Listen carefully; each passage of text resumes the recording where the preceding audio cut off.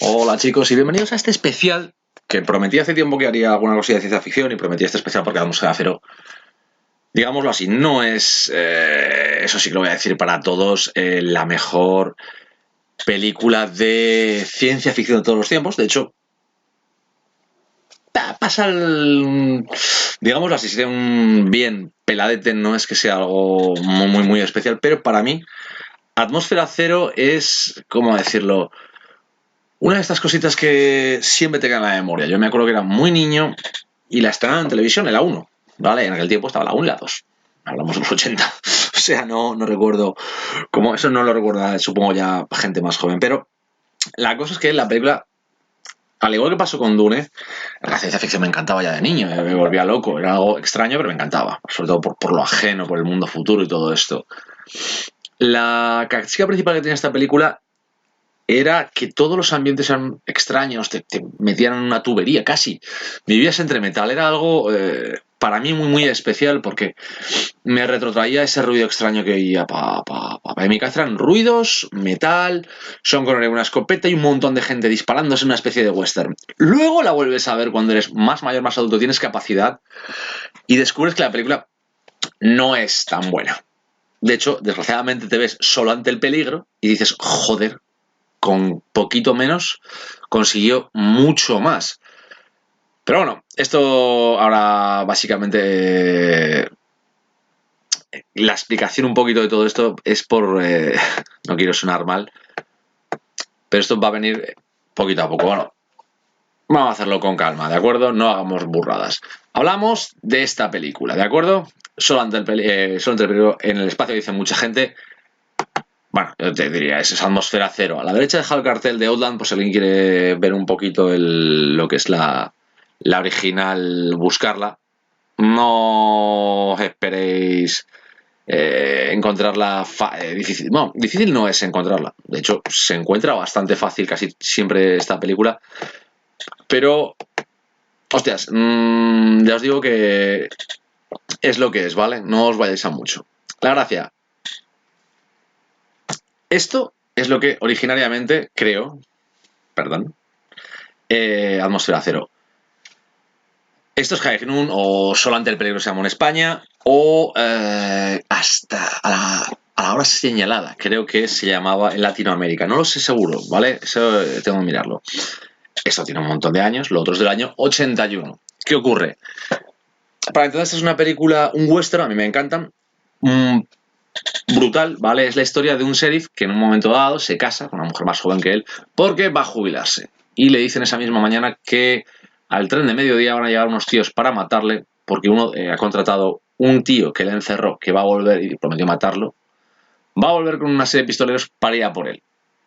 Y todo el pueblo le da la espalda, ¿vale? El tío pide ayuda, nadie le quiere ayudar, de hecho se queda solo ante el peligro, de ahí viene todo esto. El Hagin es por cuando esté alto el sol, o sea, el mediodía, las 12. La gracia es que era una película en la que encontrábamos un componente que en el western no suele ser muy normal, que es el psicológico, ¿vale? La brutalidad de esta película eran literalmente escenas como esta, que a mí me encanta, ¿vale? Cuando hacían cortes y tú podías ver, normalmente veías el reloj siempre, el reloj marcaba muchísimo los pasos entre secuencias, marcando el tiempo que quedaba, hasta dónde iba a llegar, y tú podías ver esta transición en la que sabías que él salía, había perdido. De hecho, en las secuencias no había corte de secuencia con el reloj, realmente no era más que él pasaba de una situación en la que le habían fallado, avanzaba y el reloj seguía, y él seguía marcándolo. Y además, él seguía, además, esto es muy importante siempre en Solo ante el peligro, y era el poder ver en todo momento cómo estaba, vamos, no os voy a decir todo el lío, pero con cómo estaba todo lo que era el protagonista Gary Cooper con esa presión, ¿vale? Se le veía muchísimo. Es un western, como ya os digo, los antológicos se puede decir, ¿vale? Es algo brutal, de hecho es maravillosa película. Y en esto que Peter Hyams, un director que ha hecho cosas malas, de Sonido del Trueno, por ejemplo, graciosas como Opus Marca en Sintonía, que es gracioso, poco más, y hago una película que destaca un poquito, por ejemplo, esta. ¿Por qué? Primero, él había trabajado bastante como director de fotografía y era un tío que había escrito, pues no demasiado, ¿vale? Año 81, y venían de la gran brutalidad de lo que había sido Star Wars, que había arrastrado todo, pero también de Alien, de esa ciencia ficción muy diferente, muy hardcific que se dice, muy dura y que cambiaba todo. Y aquí es donde nuestro querido hombre pensó una historia. Su historia era, la verdad es que bastante curiosa. En una estación minera, ahí perdidos en Io, o I.O., como queráis pronunciarlo en norteamericano, en España SIO, en Io resulta que hay un sitio de minería. En este lugar hay un montón de mineros que literalmente viven allí durante un año y hay una policía. De hecho, no se reportan demasiados problemas, pero es un sitio bastante permisivo como cualquier minería. Se podría asemejar un poco, si queréis considerarlo, a lo que era el tema de la Antártida, cuando los mandan allí durante un tiempo. Puedes ver los mineros que funcionaban. De hecho, el diseño de producción es auténticamente brutal. O sea, he visto la maqueta anterior, la maqueta de ahora. Quizás, ya os digo que a la hora de verla ahora os pierda algo del encanto que podía tener, porque realmente era muy potente todo lo que se hizo. Todo el diseño de producción es brutal, ¿vale? Es brutal, eso iremos un poco más adelante, pero vamos, el guión es ese. Y un sheriff nuevo, de hecho hay un sheriff federal, que es el que lleva toda la seguridad de lo que es la estación, va allí. Es un tío bastante inflexible, o sea, tiene una mujer y un hijo y ha ido votando de lugar en lugar, porque es el típico tío que no se deja sobornar, no se deja superar, siempre con la ley por delante. Eso hace que sea bastante indeseable para casi todos los jefes. Y va ido votando. De hecho, su hijo nunca ha visto la Tierra, ¿vale? Es un chaval que ha crecido en colonias, en estaciones, no sabe nada de eso. Y él cuando llega allí se encuentra una situación que básicamente es un lugar, la compañía manda, la compañía ordena todo y la compañía es la que debería decidir casi lo que él tiene que hacer. Y digamos que el papel de Sean Connery es un tío totalmente impertérrito, imperturbable y que jamás se deja sobornar ni cambiar. Pero, como ve que todo funciona, literalmente está ahí. Él quiere primero conocerlo todo. De hecho, la gracia de todo esto principal es que cuando pasamos a esto, es una fábrica minera, como os he dicho, los diseños de producción son brutales en cuanto a todo esto. La compañía manda, pero empieza a descubrir que literalmente al año de servicio la gente empieza a tener problemas y se mueren. Problemas mentales y otro tipo de cosas. ¿Qué ocurre? Que hay algo extraño, y cuando digo extraño en todo el desarrollo de todo esto, y es que resulta que la compañía suministra drogas y alcohol, es lo típico, pero alguna vez produce algún tipo de esquizofrenia. De hecho, empieza la película cuando tú ves que a alguien le da un ataque por culpa de unas visiones que tiene, de arañas dentro de su traje, y acaba muriendo. Son cada vez más comunes. Él descubre que esa droga existe y que, curiosamente, el capataz y la compañía están con pichas para meter esa droga porque aumenta la productividad de ellos. Aunque mueran unos poquitos antes del año, no ocurre nada porque el resto de los accidentes que pudiera haber relacionados con la droga ocurren fuera de la estación, o sea, ya no son responsables. Todo esto, además, rodeado de mucha idea de literalmente la clase alta, la compañía, el dinero, las empresas, esa lucha que había en los años 80 contra las corporaciones. Estábamos en la época de los yuppies, los señores de grandes empresas lo mandaban todo, eran la hostia. Esta historia tenía ese componente de lucha de tiene que haber alguien que no ceda jamás para poder llegar a hacer algo, a pelear contra ellos. Lo que ocurre, como ya he dicho, pues aquí estaba con su familia Sean Connery. De hecho, a mí me encanta esta escena porque se ve perfectamente que el mundo de él, con su ordenador, sus capacidades, su comunicación, y el de su familia es completamente separado, diferente, ¿vale? Hay muchos planos así, porque Peter Hyams es un gran director de fotografía, para mi gusto, y un gran cámara. Ya hablaremos de dirección después. La verdad es que con todo esto, pues su familia le abandona antes de que él lo haya dilucidado todo, antes de que amenace a la compañía con descubrir todo el follón, todo el lío que han montado. Y claro, la gracia es que la familia se va antes. El tío está solo, no tiene nada que perder. Pero la compañía quiere seguir ganando dinero y nadie quiere perder pasta. Así que sus sobornos, su familia, y le dejan solo. Como podéis ver, pues aquí vemos, repito, los diseños de producción son brutales. Podéis ver que todos son tuberías, metal. De hecho, es muy, muy cyberpunk. Esta lucha de clases, este tío que decide ser la barrera contra la ola, que es la compañía que lo destruye todo, le da igual. Y el resto de la gente, en lugar de ponerse con él, se aparta, dejar la ola o se deja llevar mientras ellos puedan no ahogarse durante un rato. Todo esto lo vas viendo durante la película, ¿vale? La fotografía, como podéis ver, todos los encuadres son preciosos y la verdad es que Hayam es capaz de colocar la cámara de una forma maravillosa, pero su gran problema, eso sí que lo digo, es el ritmo. La fotografía, vais a ver que todo lo que es la película tiene una fotografía y unos planos que están geniales. Volvemos a ver, señor producción, lo veis, es todo muy retro, pero realmente tampoco buscaban nada súper moderno, estaban intentando hacer una estación minera muy primitiva, dentro ya de lo que teníamos. Era avanzada, pero incluso primitiva por esos tiempos. Pero veis siempre que todos los pasillos son cerrados, los techos están muy cercanos, hay muchas tomas de aire para producir sensación de ahogo si no funcionaran. Este es el personaje que ayuda a Sean Connery, que es la doctora que, bueno, descubre parte de todo el lío al analizar los cadáveres, que se lanzan muy rápidamente, se envían para que no puedan ser analizados, y estos son uno de los puntos de la trama bastante importantes, pero la gracia es realmente esto. Y es el enfrentamiento con el jefe de la compañía en la estación, que es el que finalmente acaba hablando con sus jefes y con el tipo de suministro de la droga y envía unos matones para acabar con Sean Connery. En mi cabeza, durante años, había un montón. Realmente solo hay 2 asesinos que, bueno, llegan y sacan sus armas, que les han pasado por el control sin importar nada. De hecho, te importa poco cómo llegan, porque son igual que los 2 vaqueros que van, los 3 vaqueros que van a buscar a Sean Connery, a Gary Cooper en Solo ante el peligro cuando bajan del tren. Imitan esa escena. Aquí mi problema, ya lo he dicho antes con la película, creo que el problema es la dirección. Y también en parte el guión, porque por ejemplo, para que lo entendáis, hay una parte muy importante, y es que cuando está solo, ya sabe que va a quedarse solo, lo único que hace él es recorrer como alma en pena toda la estación, buscando ya no al apoyo, sino enseñando que está aquí, que no se va a echar para atrás intentando ser, demostrar lo que es, ¿vale? Que es duro, que es el que va a aguantar.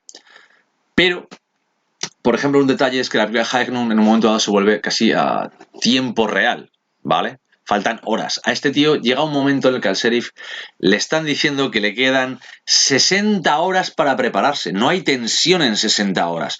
Y en 60 horas las intenta a base de elipses en cerrar cada vez más cerca, cada vez pasa, los tiempos son muy cortos para mucho tiempo y más amplios para muy poco, cuando pasa muy poco. Y hasta que la cuenta atrás funciona. De hecho, si nos fijamos en lo que es una imagen anterior que he sacado, veréis que al final aparece el lanzadero, la lanzadera, ¿vale? El saddle.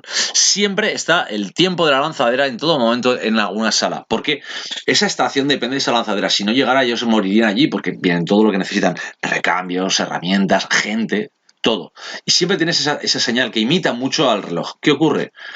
Que mientras que la aparición del reloj en la película de Zimmerman, Solo ante el peligro, producía, cuando aparecía, una sensación muy cerrada, aquí, como la ves tantas veces, te acostumbras a él, y cuando ves, tiene que hacer zoom sobre ello para mantener la tensión.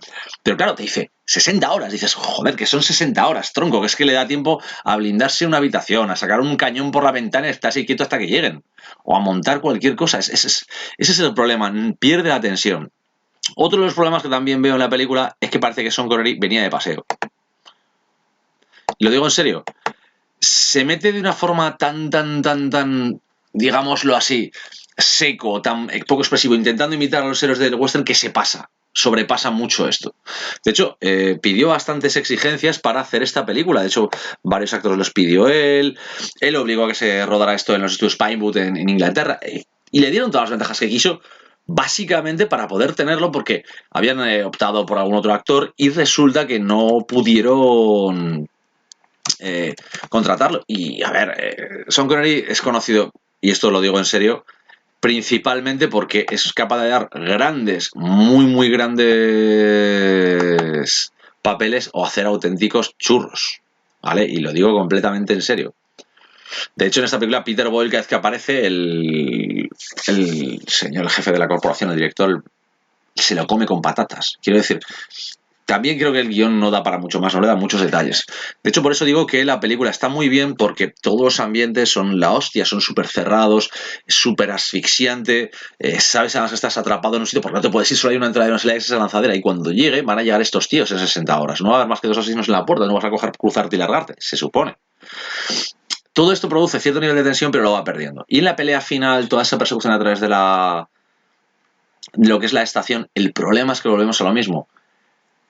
La extiende en exceso para poder hacer la ciencia ficción de los trajes espaciales, del movimiento, de todo esto, que al extenderla, al hacerla tan distendida pierde mucha fuerza. Y solo hay 2 matones, no hay casi acción, lo que significa que ese momento que intenta imitar duelos de western no funcionan. Pero cuando acaba todo y acaba yendo dándole el puñetazo al poder a este jefe de la compañía en la estación y se va con su familia, coge y dice, voy a pillar la lanzadera, me voy a pillar con mi familia a la tierra. Y se acabó esto. En el momento en el que deja de ser ese inflexible hombre, pasa a ser ese padre de familia, es cuando realmente vemos muchas cosas. Con esto, estas 2 fotos las quiero enseñar porque la primera son las peleas. Son bastante rudas, bastante directas. Y la otra es con el traje. Literalmente, la acción es muy primitiva. Cuando en los 80 ya teníamos una acción más movida y la verdad es que pierde algo de fuerza. Y no voy a decir que esté mal o que sea un horror, pero realmente con lo que habían conseguido otros autores en otras películas me parece que se quedaba cortita, sino decir escasa. No digo escasa, es escasita, escasita. ¿Qué ocurre? Que la película, todo el diseño de producción muy grande, muy muy bueno. Esa dirección que consigue enseñar toda esa lucha de clases, toda esa diferencia entre personajes está muy bien. La acción, ya os digo, es muy poca y escasa, solo hay escasamente todo un momento de acción que está mucho mejor rodado de cuando entra a buscar a un minero que se le ha ido la olla por culpa de la droga que está haciendo una prostituta. Y hay personajes secundarios que son puramente planos, pero dan pequeños detalles sobre el mundo realmente de los mineros, más que de realmente dar al personaje de Connery o al suyo de este personaje secundario propio algo. Realmente, la verdad es que eso. Y el reparto, bueno, entendéis, muchos de esos actores ingleses se utilizaron porque Connery los pidió. De hecho, hay algunas caras conocidas como Steven Berkoff, que es un secundario bastante conocidillo, Peter Boyle, es un buen actor, aunque siempre ha sido muy de su época realmente, Sean Connery y la doctora que es Frances Sternhagen, ¿vale? El reparto no estaba nada mal, de hecho que metiera actores ingleses para todo esto no estuvo mal, pero también otro detalle es que muchos de ellos venían de hacer cosas en Inglaterra y eran más estirados, no quedaban bien con esa acción norteamericana tan pura de ciencia ficción. Pero todo esto no le quita valor a la película, ¿vale? La película para mí sí que es un clásico de la ciencia ficción porque mezcla lo que es el cyberpunk, una película del oeste, un western galáctico, con el espacio, y también con algo social, con aquella lucha contra el control corporativo y todo esto. Pero además, ya os digo, la película, te voy a dar una nota de 1 a 10, es un 6, un 6,5. Personalmente para mí, más, pero de forma objetiva no pasaría de eso. Y me salido un 6 que otra cosa porque es un tema más problemas. Pero tiene 2 detalles muy importantes. Uno, ya os he dicho, el diseño de producción y la dirección que es preciosa. La iluminación, la fotografía es acojonante. De hecho, para esta película se consiguió una forma, ¿vale?, de rodar de forma que podían ver lo que eran los últimos momentos, estas fotogramas que se habían rodado en la anterior toma para poder equilibrar el color de todas, de manera que el color es súper uniforme. Cuando esta zona tiene este color, esta zona el color está muy muy bien tratado. Es director de fotografía, es lo que hay. Y la segunda cosa es el sonido y la banda sonora. El sonido fue nominado a los Oscars. ¿Sabéis por qué? Principalmente porque creó algo llamado Mega Sound, que era unos graves más altos, era como nuestro 5.1 de ahora, pues algo parecido, pero sin buffers ni graves realmente. Eran otros altavoces que transmitían otras frecuencias. De manera que tú ibas al cine y veías ambiental, ¿vale? Era las primeras veces que se utilizaba. Luego ya ha habido 1000, igual que cuando hablamos del 3D. Es la hostia, el 3D iba desde los 70 aquí en el cine, pero vamos. Son cosas así. Y luego la banda sonora de Jerry Goldsmith, que se aprovechó muy bien de cuando le dijeron lo del Mega Sound y metió de fondo en sus partituras sonidos metálicos, goteos, cosas muy extrañas que si sumabas el sonido tan potente que tenía con esa música, producía más intranquilidad y más tensión él que la actuación de Sean Connery. Por eso os digo que es una película que a mí me encanta, personalmente la tengo muy alta estima, aunque no sea una maravilla. Pero además dio algo que es putamente maravilloso y es esto. Esto es la primera página de apertura de la adaptación a cómic de Jim Steranko de Atmósfera Cero. Jim Steranko, si no lo conocéis, ahora mismo ya estáis buscando sus obras, su Chandler, su Nick Furia. Podéis estar buscando su Capitán América. Podéis estar buscando este mismo Atmósfera Cero, que es bastante inencontrable en español. De hecho, se publicó en un álbum que se llamaba, si no me equivoco, era de Metal Hurland. Ahora a ver si lo encuentro. Os prometo que os lo enseño. Cuando digo os lo prometo, os lo prometo. Aquí está. Este es el Metal Hurland original aquí en España, donde se publicó Atmósfera Cero. ¿De acuerdo? Veis, también han construido la portada en la viñeta inicial, básicamente. La primera página era básicamente una especie de presentación literalmente era una presentación, al igual que en la película, que la que se inicia viendo esa imagen de la estación y un mensaje en verde neón, que era en aquel tiempo las computadoras que daba el mensaje y te daba la idea de llega el nuevo sheriff a la estación que funciona así, así, así. Pero como os digo, esto es la primera página. O sea, ¿veis la brutalidad de enseñar toda una mina, ver la estación al fondo, toda esa concatenación de viñetas con todo el cambio? O sea, todo esto era una secuencia que duraba varios minutos y él la consigue condensar en 2 páginas de forma que se entiende perfectamente. Además del color, de todo ese negro utilizado, es brutal. O sea, no lo voy a decir de otra manera, la sacada de polla, literal, que hizo aquí Steranko fue acojonante. ¿Vale? Y cuando digo acojonante, es acojonante. Y además, vamos a ver otros detalles por aquí. ¿Vale? Esto es otra de las páginas de Steranko que hizo muchas dobles de narrativa. Podéis ver el recorrido por encima de lo que es el jardín botánico de él, cómo en el interior, las viñetas están en el interior del jardín, del dibujo, utiliza para disparar hacia arriba, para que caiga el personaje a través. Quiero decir, todo eso está medido para que tú has visto todo, has visto el exterior, sabes que está afuera, sabes que está corriendo por el botánico y sin embargo la acción transcurre en unas viñetas separadas porque sabes que están dentro del jardín, pero afectan a la parte superior. Tú lo ves sobre ese cristal y en ese momento cuando se rompe, la viñeta cruza por encima del cristal. O sea, es una narrativa acojonante. O sea, muy pocas veces puedes ver algo así en cómics actuales también tan cuidado, tan brutal. Quiero decir, por ejemplo, vais a ver aquí, eso es una viñeta simplemente de presentación. El ambiente que presenta la película cerrado, completamente tecnológico, machacado, en el que el personaje estaba súper oprimido, está aquí que se ve perfectamente. Y luego si veis la otra, ya os lo digo que esto es acojonante, todo lo que hace aquí Steranko es brutal. La amplitud, sin embargo, veis que la acción está encerrada y él acaba cayendo otra vez dentro de esa encerrona porque vuelve a caer en la viñeta cuando no está en la splash page. Es que quiero decir, pocas veces veréis algo así en un cómic y es simple y llanamente, es que es maravilloso. O sea, por ejemplo, podéis ver una viñeta de acción. A ver, no quiero irme ya mucho de balas con este vídeo porque está alargándose, pero atención a esto. Esto es una viñeta de acción. Volvemos al mismo. ¿Veis el planteamiento de cuando atacan al personaje de Sean Connery? ¿Vale? Cuando están atacando al sheriff. Te digo, al sheriff William T. O'Neill, que es como se llamaba. Cuando atacan a O'Neill, tú lo ves que lo están atacando dentro de la zona cerrada, otra vez lo mismo. Él está ahí atrapado, examina los cuerpos. Y tú ves todo el fondo de la acción, el movimiento y cómo cambia. O sea, este tipo de narrativa es que lo ves en los cómics actuales muchas veces. De hecho, lo hemos visto un montón de veces en cómics actuales y nos parece alucinante. Esto lo está creando en los años 80, ¿eh? Esto es los 80 y es lenguaje completamente actual que funciona y de hecho le da 1000 patadas muchísimo del lenguaje actual del cómic. Es acojonante. Y encima Steranko utilizó todo, casi todo lo que encontró en la película y añadió mucho más porque pudo darle tensión emocional al personaje. Nosotros no podemos... Hayams no iba a meterle, como hizo, por ejemplo, el escudo de Blade Runner, esa voz en off, no quería. Pero aquí sí que tenías texto, tenías capacidad para hacerlo y Steranko lo hizo alucinante. O sea, yo digo que es uno de los cómics que, si no lo hemos recuperado, es que es acojonante que no se haya recuperado porque es una puñetera maravilla. Pero bueno, en conclusión, la gracia es que este cómic es mejor que la película. Contiene todos los elementos más poderosos de la película.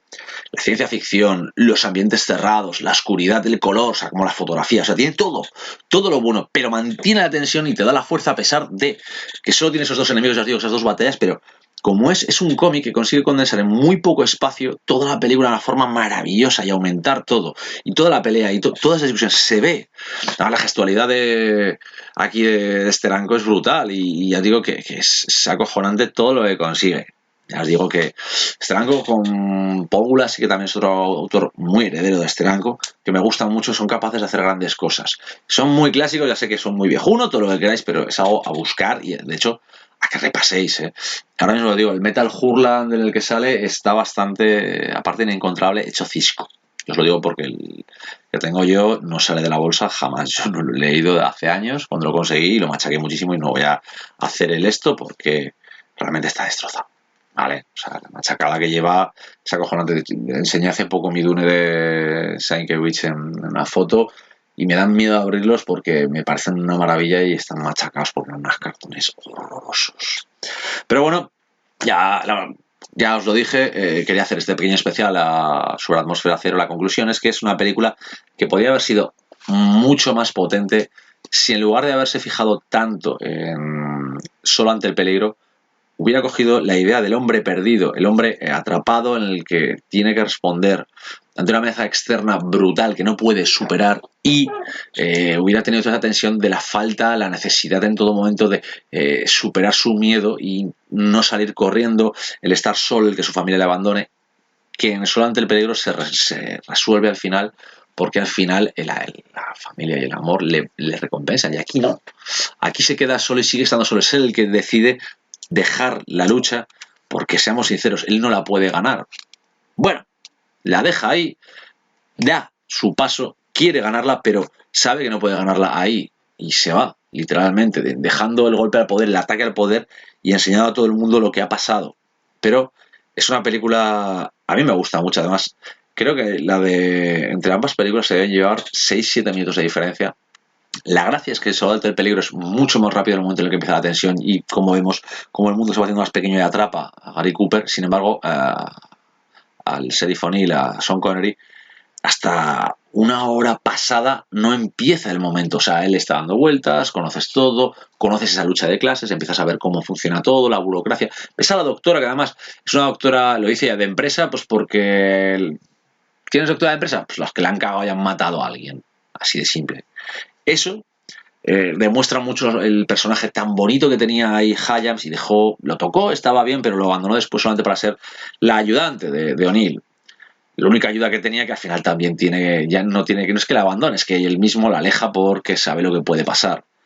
Quiero decir que es una historia que difiere de la original, porque le añade mucho más, intenta buscar mucho más, y ahí es uno de sus principales fallos. No necesitas buscar mucho más, si no necesitas meterle más para hacer la original y que sea mejor o más compleja. No, lo que tienes que haber hecho es coge lo que te ha gustado de esa original, que lo hizo bien, y que lo tuyo, lo nuevo, se funcione. ¿Vale?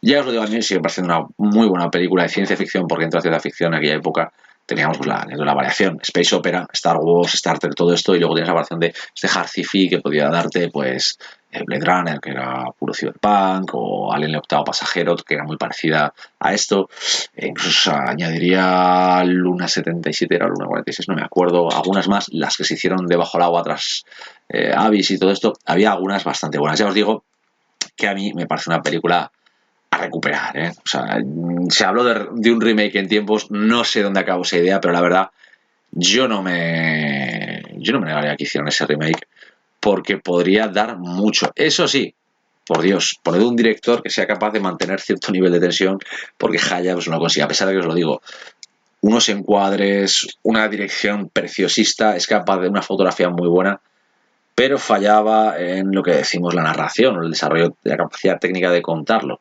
¿vale?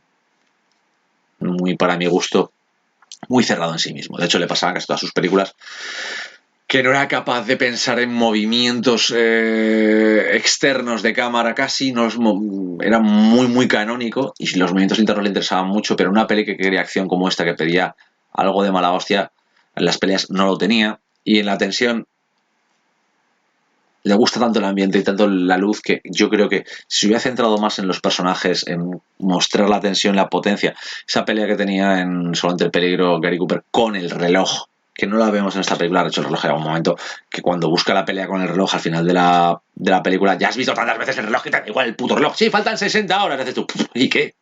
60 horas, tío, le da tiempo a montarse una ametralladora, joder, el equipo ha en 10 minutos montado un tanque, pero bueno. Lo dije, lo he hecho e intentaré hacer alguna vez más cositas así. Así que chicos, cuidaos, espero que os haya gustado. Por una vez que hay 2 vídeos en un día no os podéis quejar, ¿no? No os podéis quejar.